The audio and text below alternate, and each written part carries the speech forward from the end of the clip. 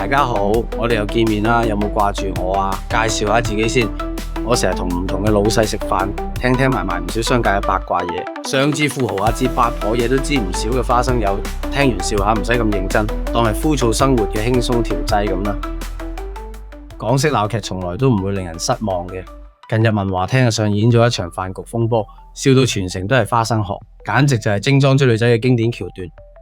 事緣係有個港女精心打扮，以為同個網友食餐飯就可以釣到金龜婿，點知最後竟然調轉頭俾條呃食男昆咗8皮嘢。今次真係偷雞唔到蝕渣米啊！其實呢種呃食手法喺所謂上流社會只係冰山一角，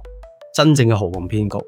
遠比文華廳嘅飯局更加曲折更加荒誕。不過總咗伏邊夠膽講出嚟啊，唔怕俾人笑咩？有啲手法仲要好衰格添，正式係上流社會下流人啊！曾經聽過有個富豪家族第二代，佢係家中嘅拉仔，老豆老母由細到大都縱壞佢，喺家族入邊就冇乜成就，多得屋企生意夠大，叫做有個大招牌，行出嚟人叫佢係乜少爺，但實情喺家族只係 loser 一名，連個40都冇拍過拖，因為條友根本唔中意女嘅，偏偏有個中女睇中佢，但又冇做功課查清楚少爺嘅性取向就主動追佢，仲專登攞嚿錢同佢一齊合作做生意，有人送上門少爺，佢當然會拒絕啦。條中女諗住可以黐到佢嘅家族生意嚟做下可以入埋豪門做富太，最後結局點？估到啦，生意蝕晒本，豪門夢又碎埋。中女後嚟先知道佢係基嘅，真係谷到爆啊！因為唔想人財兩失，追唔到仔都要追翻啲錢，所以中女就告上法庭。少爺佢身邊嘅老友當然笑爆嘴啦，咁條仔又真係冇呃你喎，唔通額頭作住個字話自己唔中意女人咩？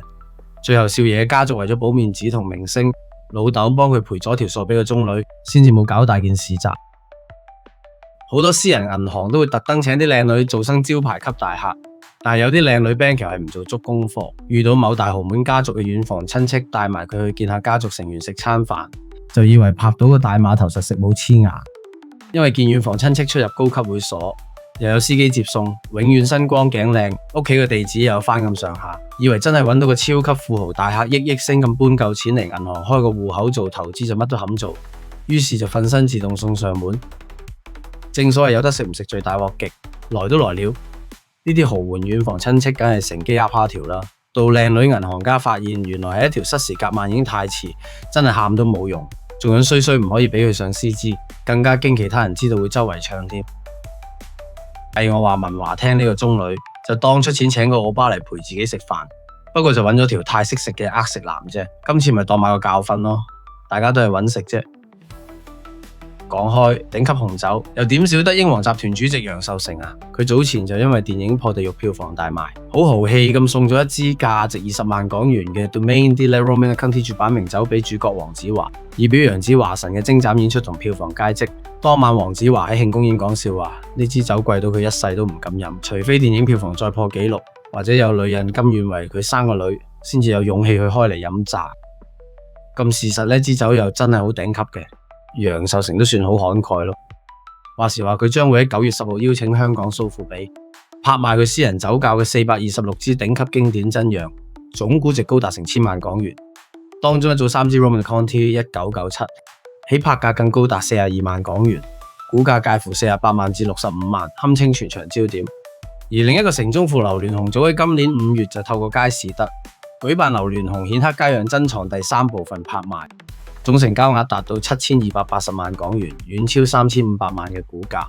其中10支 Henry J. Romanée Cros Parentis 1999更以325萬港元成交。唔怪之得個有錢佬都投資紅酒啦。點解個富豪近排都爭住割愛自己珍藏呢？表面睇就係斷捨離，實質就係反映緊經濟情況。楊受成嘅英皇國際近期就傳出166億港元逾期貸款嘅債務危機，市場取測佢拍賣或者係同缺乏流動資金有關。而劉鑾雄就一向以投資眼光獨到聞名，拍賣可能只係想喺高位套現嘅策略呢。啱啱開始做 YouTube 片，如果大家有興趣聽下八卦嘢，就多啲留言傾下偈。希望大家俾啲鼓勵我，記住訂閱，俾個 like， 轉發俾其他朋友，記得開埋個鐘仔，到時有片就第一時間通知大家。多謝晒。